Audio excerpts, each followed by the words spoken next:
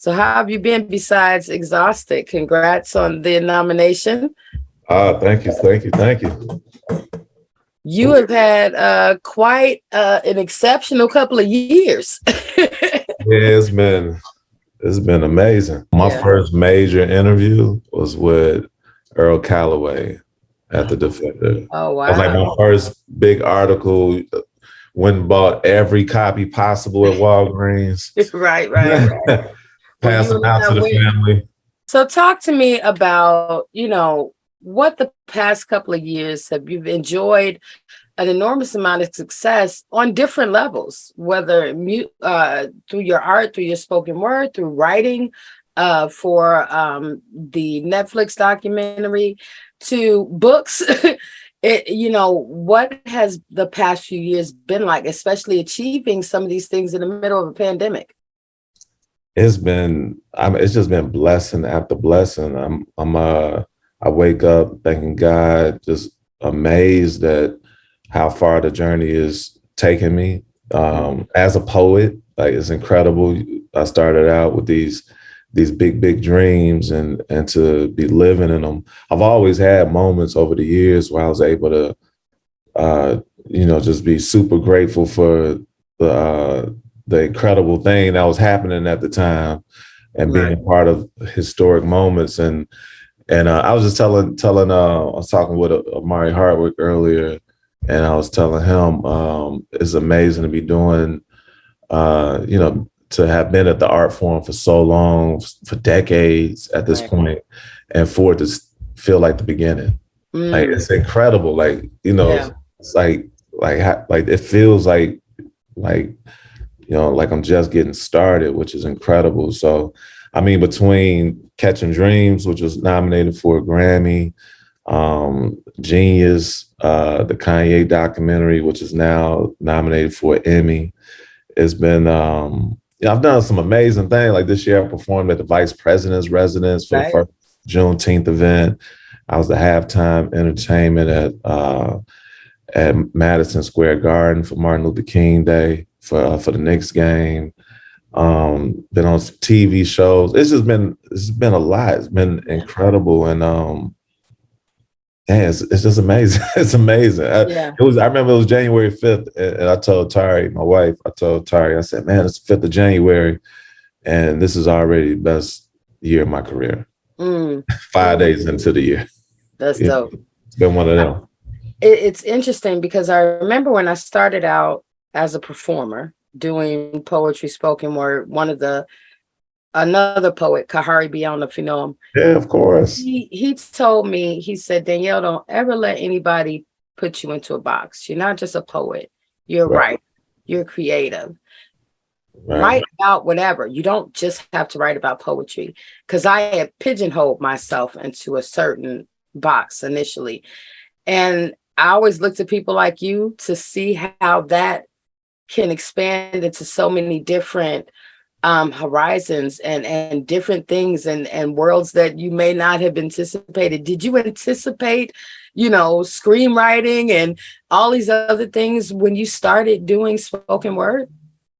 I mean, it wasn't in the front of my mind. When I first started, it was all about poetry and all about the stage and recording and getting in the studio.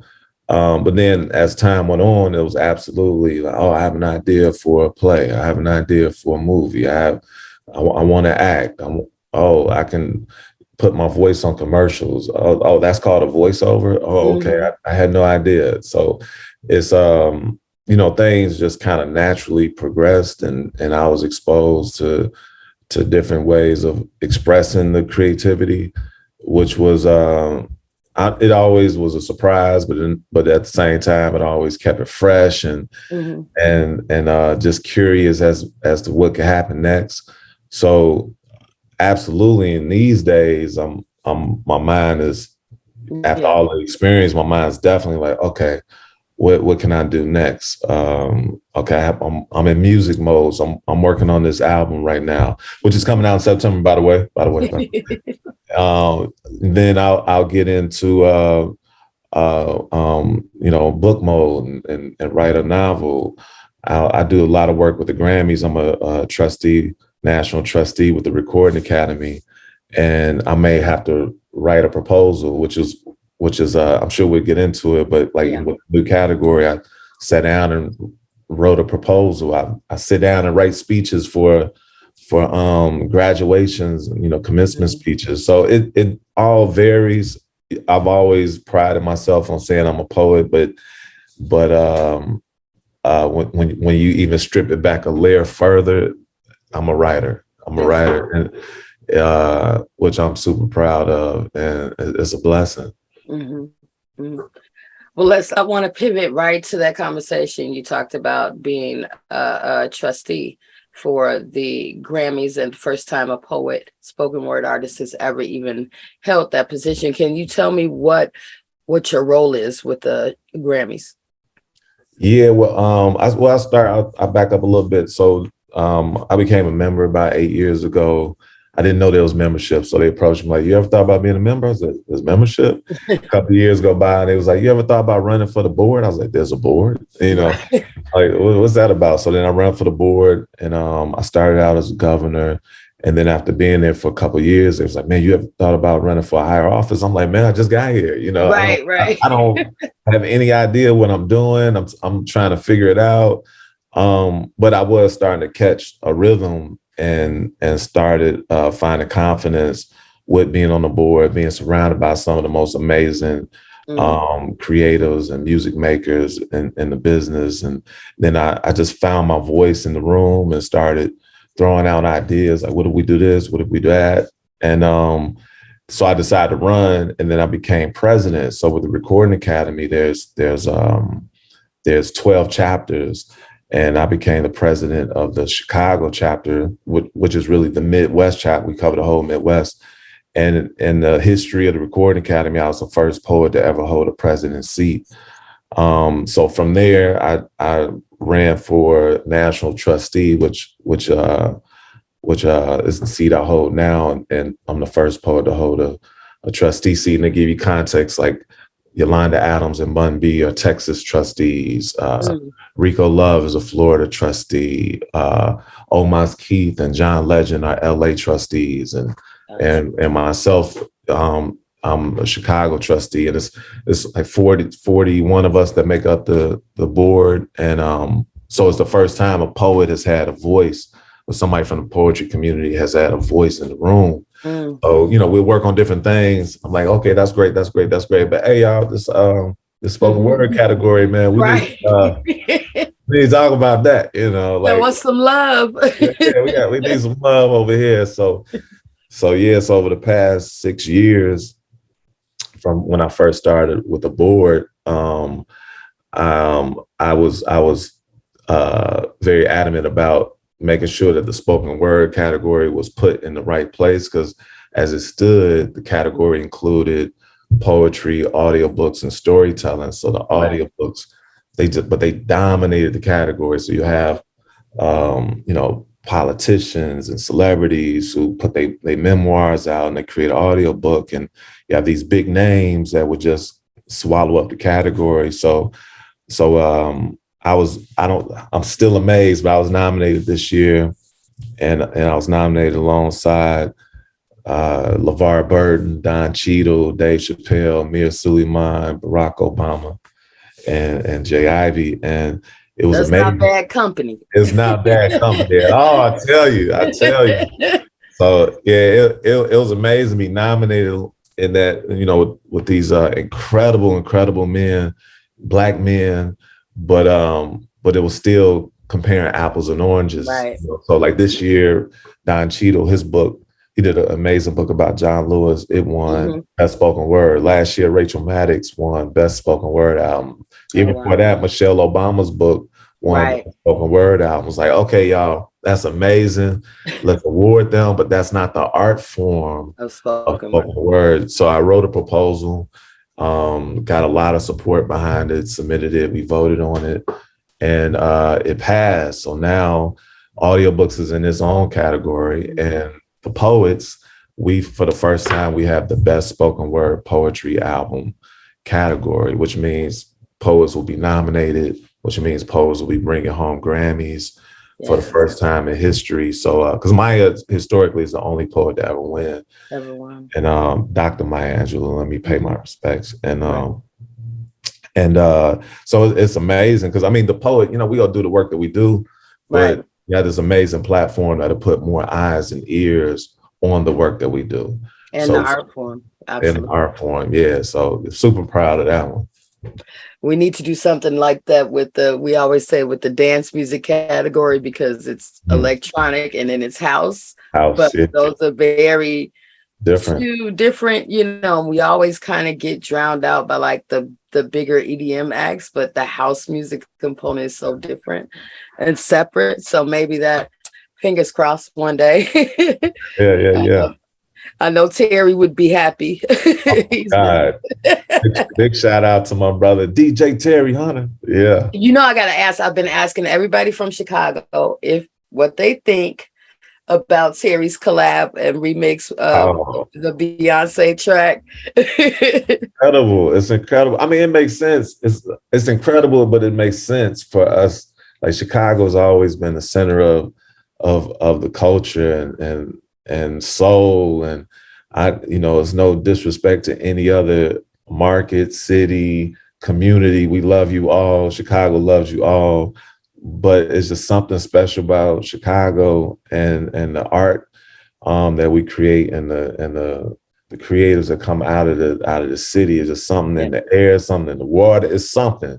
yeah, And Terry being one of them, it just makes sense that he had an opportunity to work with the Queen and create something magical, and then at the same time create a Chicago classic, yeah, featuring all these amazing Chicago artists. Like yeah. it's so Yeah, dope. so see, It's so dope. I love yeah, it. I love it. yeah, we've been having a lot of fun with it. He talked about this kind of new interest in the art form because Yeah, Chicago is the birthplace of this genre yeah, and the set of eyes that are now on the city and the music that we create. People from all over different genres of music, hip hop, your R&B are all now wanting that kind of yeah, sound. So yeah. what it does for the culture, um, it is a big deal. So talk to me, like I said, this you are a writer but an artist, and you've had an opportunity to work with some brilliant creative minds, and I've always wanted to know what that process is like, whether you're writing for a Netflix documentary for Genius, whether you're doing voiceover for a film or documentary. What is that process of collaborating with other artists who are just as creative as you? What has that process been like for you? I mean, I guess the root of the process, no matter what I'm working on, who I'm working with, or even like the style that it's calling for, whether that is a script in a long format, short, with the narration, you say, okay, we not gotta hit you with these very strong nuggets here and there. Okay, here's a poem for the stage or for an album. Okay, let me write a song with you or for you. Um, Mm-hmm. all of it, all of it is rooted in listening. Like I've said this a bunch of times. Like I feel like as a poet, I feel like, or as a creative, I feel like our superpower is the ability to listen. And so really I tap in with whoever I'm working with. I'm like a sponge, just absorbing and taking in all the information I can through the whole process from beginning to end, just always absorbing.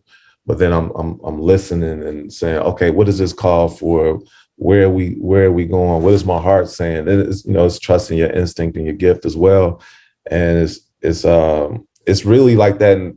Like whatever space I'm in is kind of the same. Somebody Mm-hmm. like, man, I'm writing a song and I need some words. Okay, what you feeling? And Right. then they let me know. And I mean, it really goes back to, man, when I was in high school, my first writing was writing notes for girls. I was like, that was like I was a terrible communicator. Still not the best communicator, but I could put my feelings on paper, and I could, I was good at listening to my heart or listening to what they were saying, and I just, go to work with the pen and the pad. So it's really the same now. It's just you listen and apply, really. Hmm. Well, I remember you did my son's eighth grade commencement speech. Wow. He is now a junior in college, but Wow. I don't want to Wow. make you feel up there, but Wow. Wait, what school? What Saint school? Sabina, you did the eighth grade graduation in Saints Saint. of I remember that. I Yeah, remember yeah. that. But Wow. I Wow. that's one of the things, we know you for in the city is your commitment to reaching out to the youth and, really promoting education and awareness. Can you talk a little bit more about why that's so important to you and why it's important to you to continue that no matter how much success you've had? Yeah, I mean it's important because I understand the depth of healing that our community needs. We're such a beautiful, beautiful people. And but we've been hurt. We've been hurt for decades, for centuries. Like we've been hurt. So it's like we have a lot of healing to do. And I think Mm, we get into better spaces, but there's still a lot of work to do. So on one front, just on a personal front, like even in the book, I say, if you don't deal with your emotions, one day your emotions will deal with you. And I've gone through that trauma, that pain, that depression, that anger, that sadness, that feeling abandoned, feeling lonely, just feeling unworthy. And so is I can relate to all those feelings. So one, when I see somebody else going through it, my heart just goes out to that person to wanting to let them know, like, you're not alone. It's gonna be all right. Like everything does happen for a reason, gets better. You are loved. You are mm, loved, right. and I think that's probably the first feelings, like you don't feel loved or you don't feel like you're enough, Mm, and you are enough. And then um and then a big part of the educational side stems from me going through those things, because when I did feel like I wasn't worthy and enough and all these things, I had this amazing, amazing teacher named Miss Argue, who made me uh, get on stage and perform. Like after a homework assignment, she had the class write a poem for homework, and I wasn't into poetry, so yeah, I'm like, poet, poetry, like like that, it wasn't my thing. And I go home, write this poem. Next day, I come to class, and she makes everybody read that poem in front of the class. I'm thinking I'm gonna turn it in, and she's like, "Nah, y'all reading this." And then after class, she gave me an A on the piece. And then she pulled me to the side, gave me an A. And then she said, "You have a very nice speaking voice." Nobody had ever told me that. I didn't even know what I sounded like. right. I remember hearing myself on the answer machine one time. It was, the messages was happening. It was the tape was scrolling through the messages. And then I heard this message. I'm like, man, who was that? And then the more it went, I'm like, the conversation sounded familiar. So familiar. I'm like, wait a minute, I said that. Wait, that's me. You know, Right. so for her to recognize that, and then for her to say, I have this show coming up, I want you to do the show. I'm like, no, I'm just arguing. I ain't trying to do the show. What I learned is you're not gonna argue with somebody named is argue. That's right. So, so she made me do the show, and my first time ever on stage, I got a standing ovation.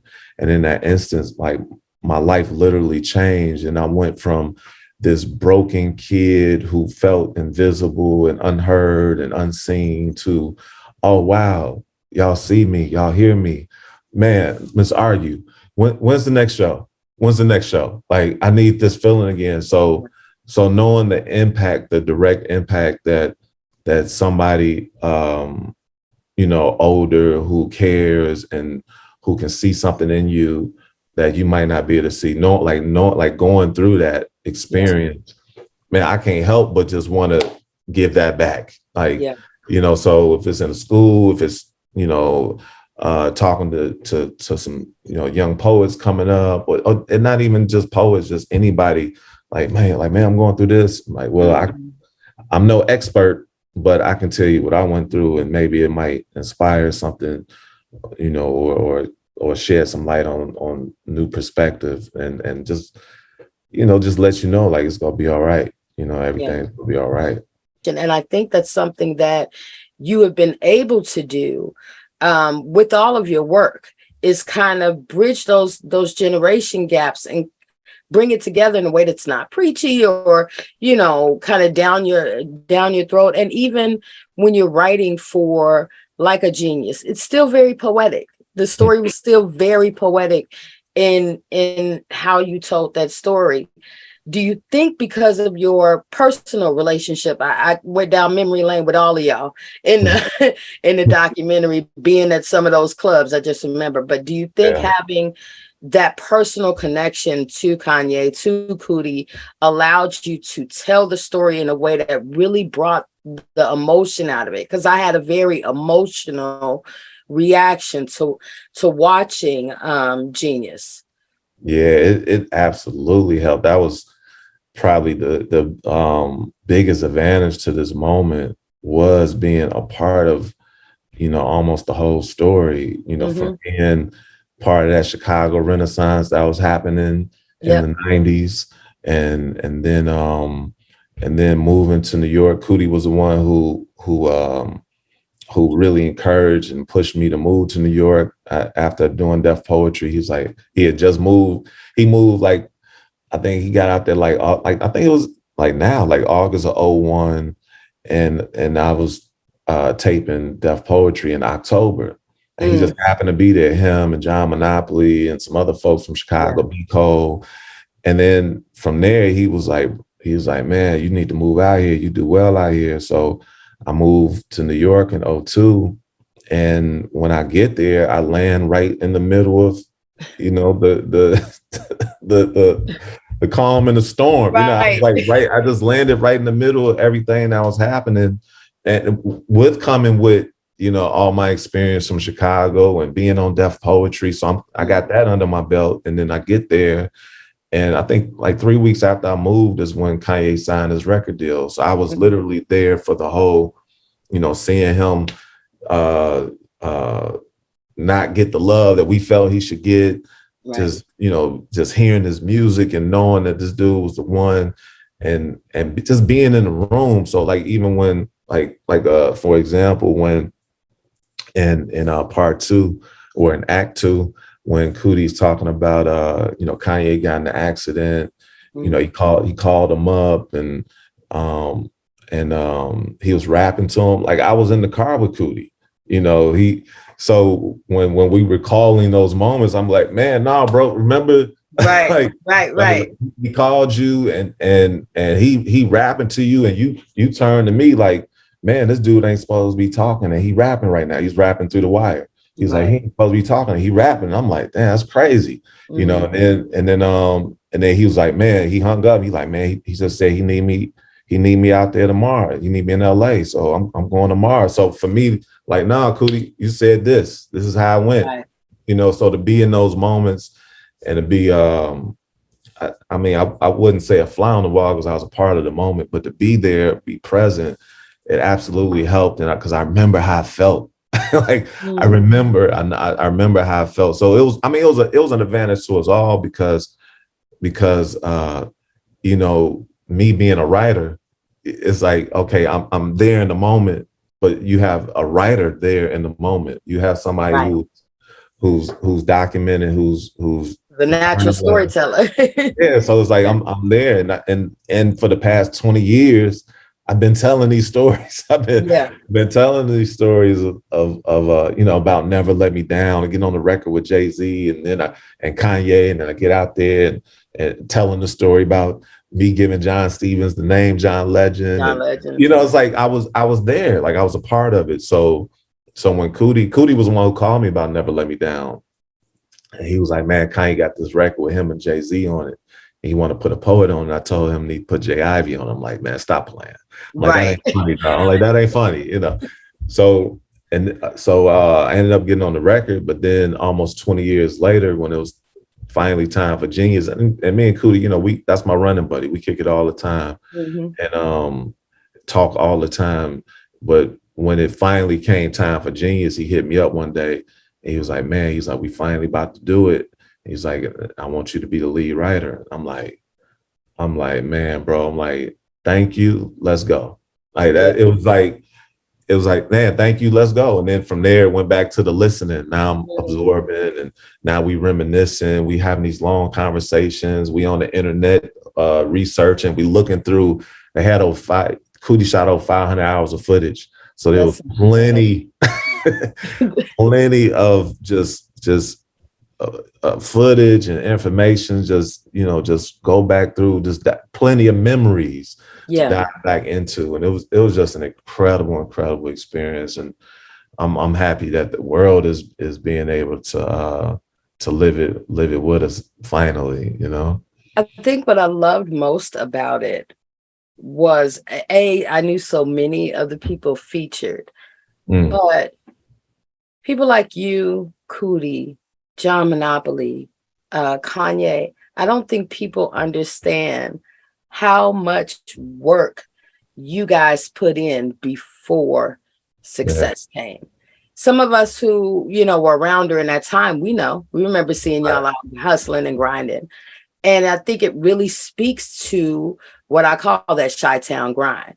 And I love that it was highlighted. I'm in New York. You're telling me no, but I'm going to make sure you know who I am. That kind of, that kind of. Did you right? Did you find yourself? Because I was watching, like, that's us, like that's so us. But did you find even the process of writing and creating this document? Did it kind of re-inspire, something in you? Remembering how hungry everybody was, and how focused and how confident, and not in a cocky way, but just I know I'm good at what I do. And I think the fact that all of you guys kind of did it together, or is very special. Yeah, I mean, it absolutely reignited or added fuel to the fire, because the fire never went out. So it just it was like we'll throw these kerosene heaters and just magnified and what Eddie Uncle Gus say, that's a fire. That's a fire. That's a fire. That's a fire.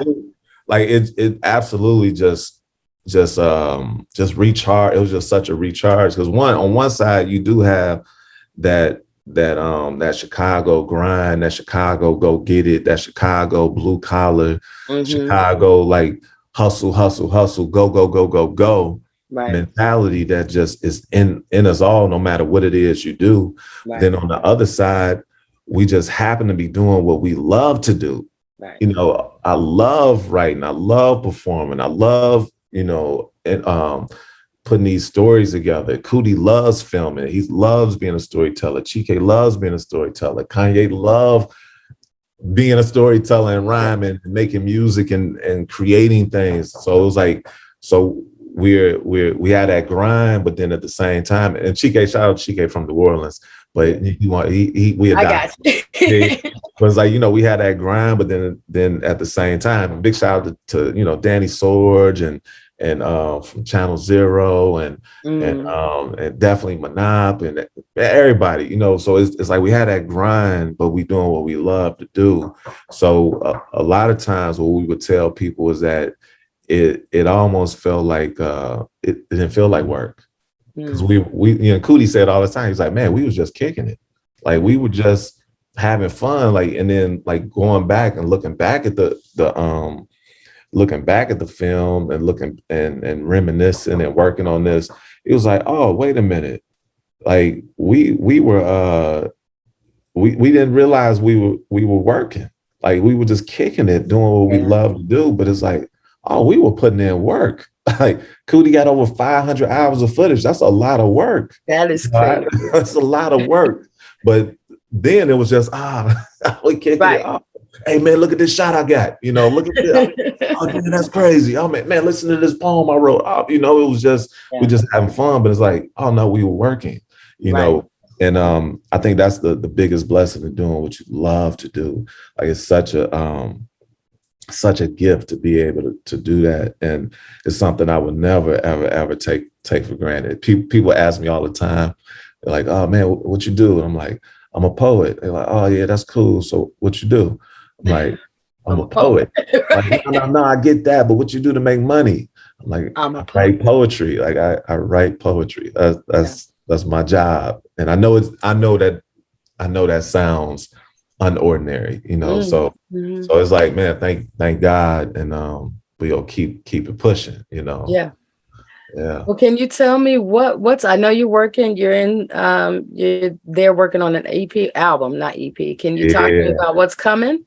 Yeah. So my next album is coming out next month. So I'm in the final stages of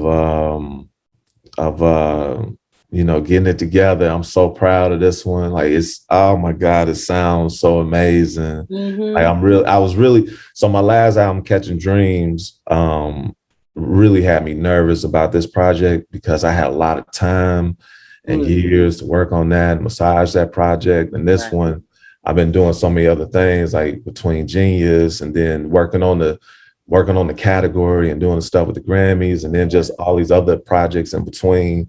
It's just been a lot where I hadn't really had time to sit down and focus on making music. So I had a few joints that I love, that okay, do a joint here, do a joint there, but then it was like, okay, we got this new category and I don't have anything complete. I want to throw my Right. name in that hat too. You know, I want to throw my name in the hat. I want to, take my shot at that. Right. So You should. absolutely. So I'm like, As you helped bring it to yeah, I'm like, fruition. yeah. So I'm like, let me get it together. And man, we haven't had the time we had with the last one, but this one, oh my God, I'm getting chills thinking about it. So Well, tell me the inspiration, the thought process behind what's the feel of this new project.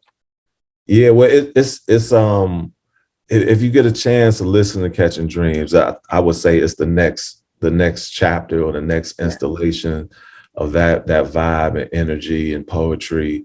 The concept really came from while I was working with the academy and trying to get them to create this new category for the poets. During that process, like, I became the liaison between the academy and the poetry community. So here I am doing my thing almost 30 years now. Right. And Wow. it was a lot of information that I didn't know. So the academies feeding me this info, and I'm like, oh man, this is what we need to do. But I'm like, what, for real? So I'm like, man, I've been doing this all this time and I didn't know. Wow. Chances are y'all don't know. Right. Right. So if you know, you know, but just in case, hey y'all, so we need to do X, Y, and Z, boom, boom. If we do this, we might be able to get our own category. Hey y'all, so listen, they with it. So we just need y'all to be ready when we get like we Right. come. So you were the conduit between the two. So in the midst of that, I kept cracking this joke, and every time I would crack it, I'd get this reaction. I was like, maybe I should use that joke as a title for a movie or an album. And then the more I kept saying it, I was like, that's the album title. and the title is The Poet Who Sat by the Door. Poet Who Sat by the Door. Yeah, I love it. So that's the title. That's the concept. Is like, it's just this poetic adventure of moving through life as a poet and being a street journalist and an observer. Like, I feel like our job is to observe and report. Like, we listen and we poetically translate what we hear. Yeah. So that's where we at, and it's man, it's incredible so far. So we almost done, because I gotta hurry up and get finished with it, because I was gonna say, when is it due out? It has to be out before September 30th. So I'm like it's like back at I State, cramming for the test. Like, what was that answer? When we all collapse at the Watterson lobby after late night. Yeah, it's definitely gonna be one of them nights after this is done. So we love you to death in Chicago, and just are super, super, super proud of you guys, all of y'all. Because we know what the grind looks like, and we know it wasn't easy. You know what I mean? So to see you guys getting your just due right now, the way the city already knew, to see everybody else seeing it, it makes us proud. You do us proud. So congratulations, continued success. I love it. I appreciate that. Love you too. All right, take care.